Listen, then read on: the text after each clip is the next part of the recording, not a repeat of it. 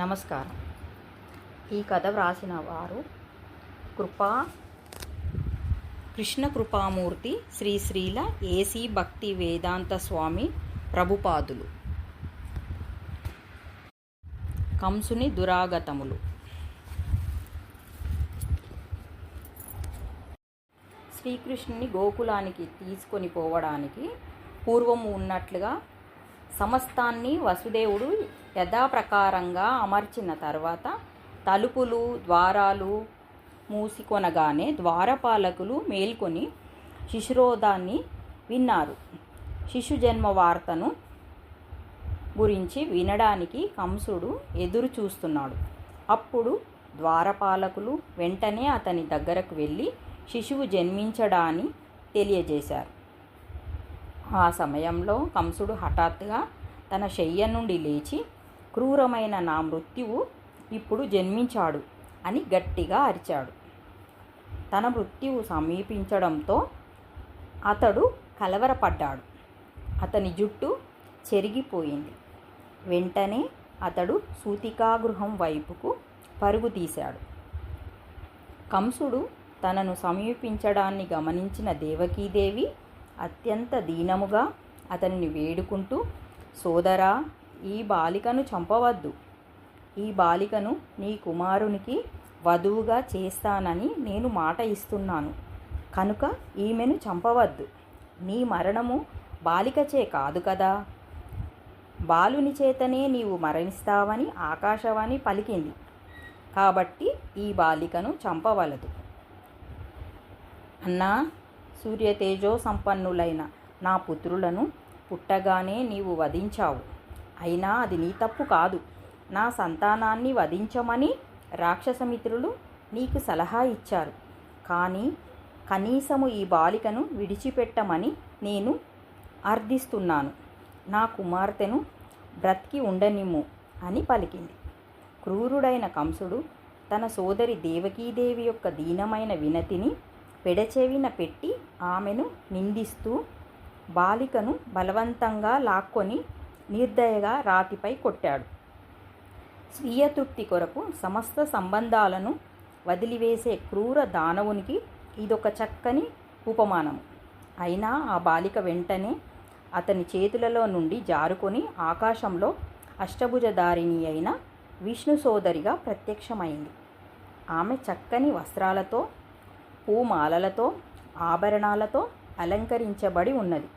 అష్టభుజాలలో ఆమె ధనస్సును, త్రిశూలమును, బాణములను, డాలును, ఖడ్గాన్ని, శంఖాన్ని, చక్రమును, గదను ధరించింది.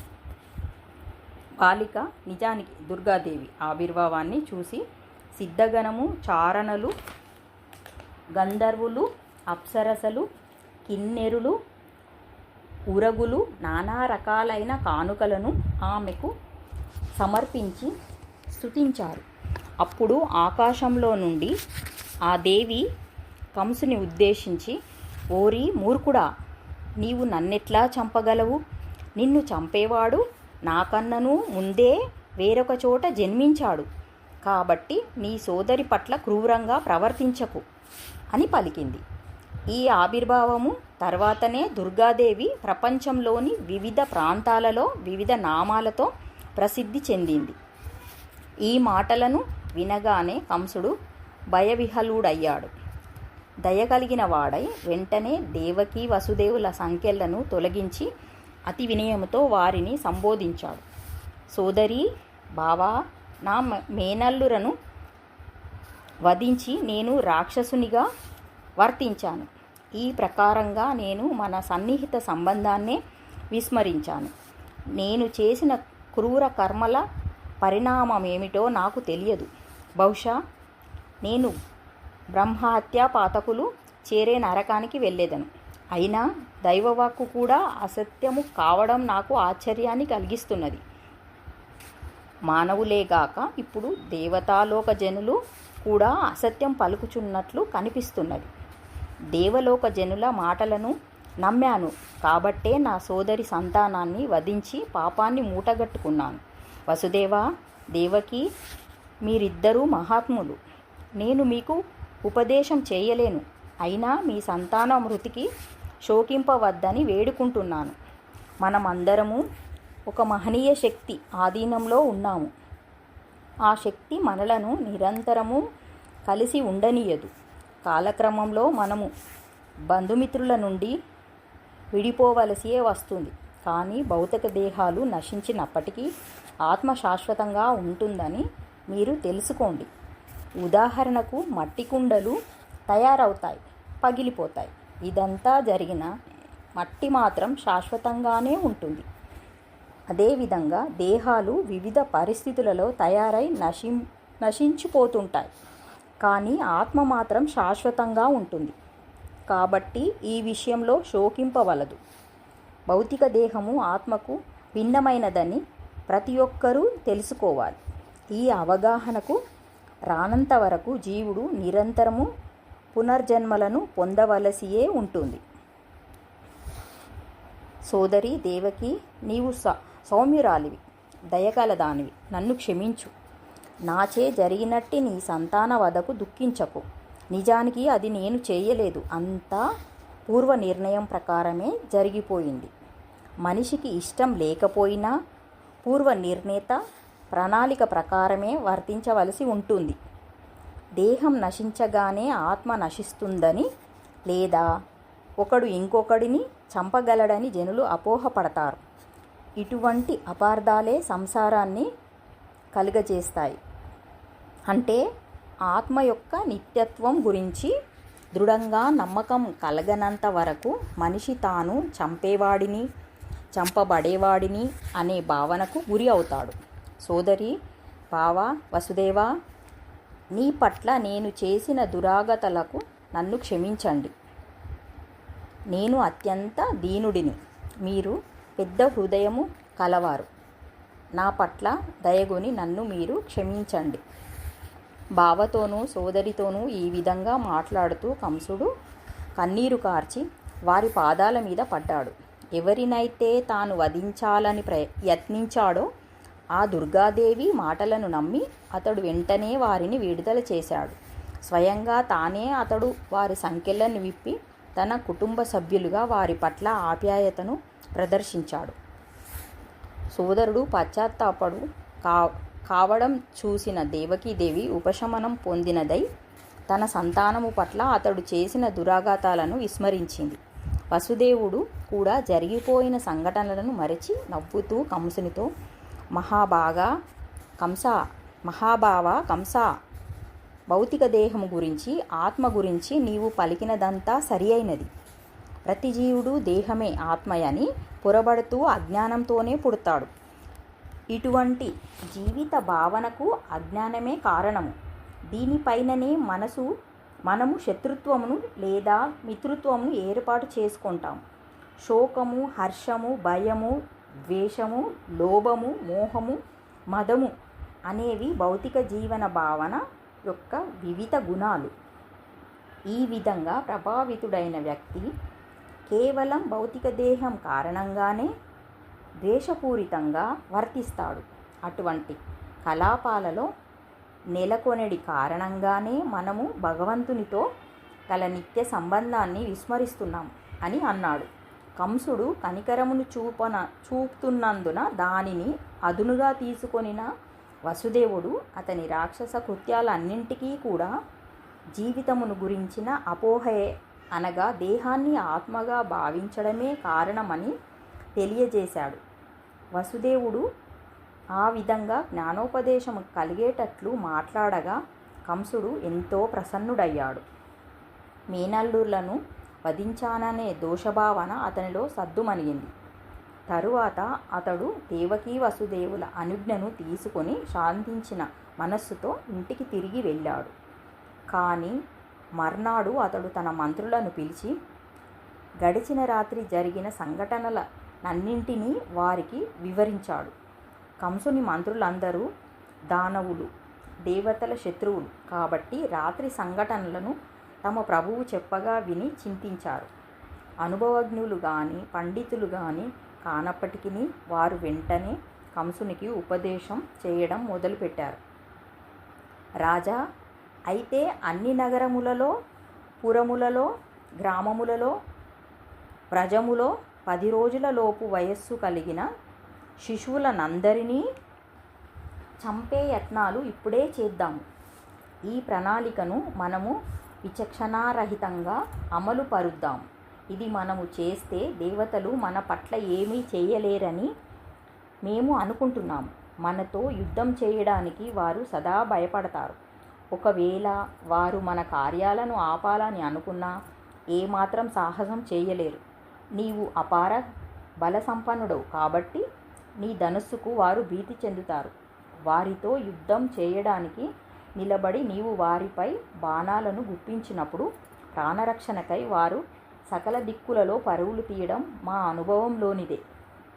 పలువురు దేవతలు నీతో యుద్ధం చేయలేక తమ కిరీటములు తొలగగా జుట్టు చెరిగిపోగా వెంటనే నీకు శరణుజొచ్చారు.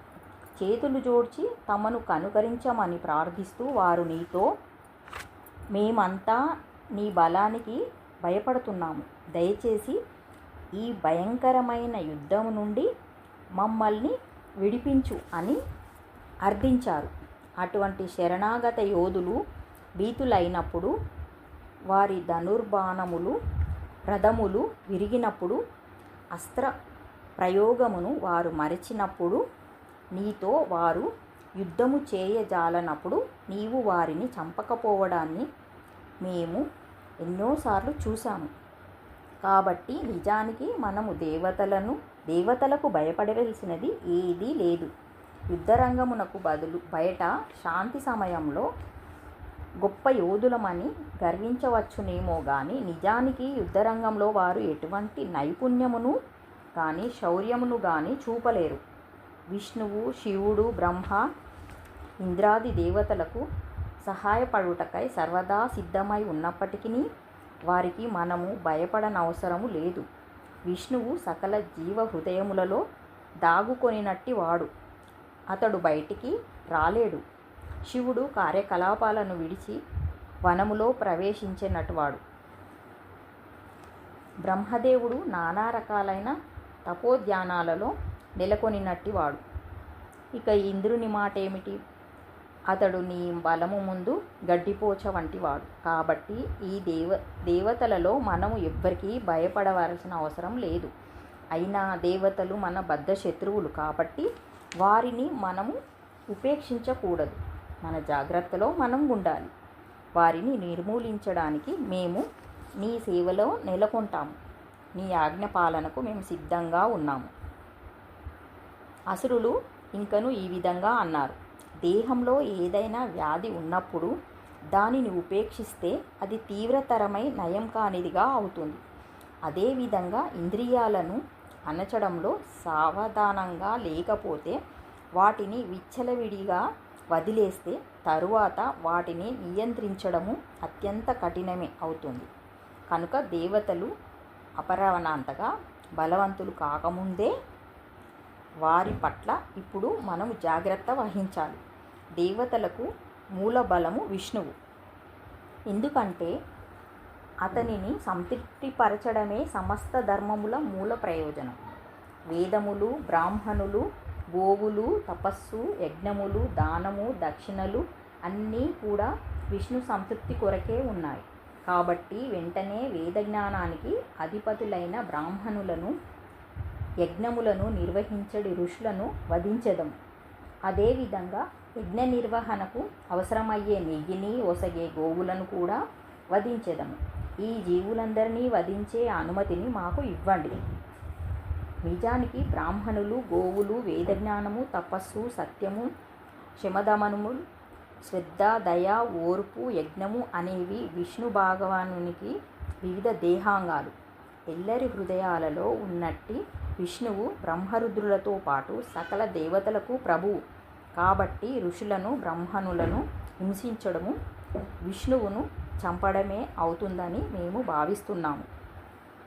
మొదటి నుండి మహామూర్ఖుడైన కంసుడు ఆ విధంగా అసుర మంత్రులచే ఉపదేశింపబడి కాలపాశబద్ధుడై బ్రాహ్మణులను, వైష్ణవులను హింసించడానికి నిశ్చయించుకున్నాడు. సాధువులందరినీ పీడించమని అసురులకు ఆజ్ఞనిచ్చిన వాడై అతడు అంతఃపురంలోకి వెళ్ళిపోయాడు. కంసానుయాముయులు అందరూ రజోగుణ ప్రభావితులు, తమోగుణ మోహితులు. సాధుపురుషులతో వైరం కల్పించుకోవడము ఒక్కటే వారి కార్యం. కానీ అటువంటి కార్యాలు ఆయువును హరించేవే అయి ఉంటాయి. అసురులు తమ కార్యాన్ని వేగవంతం కావించి సాధ్యమైనంత తొందరగా తమ మృత్యువును ఆహ్వానించడానికి సిద్ధపడ్డారు. జనులను హింసించడం వలన కలిగే ఫలము కేవలం అకాల మృత్యువే కాదు.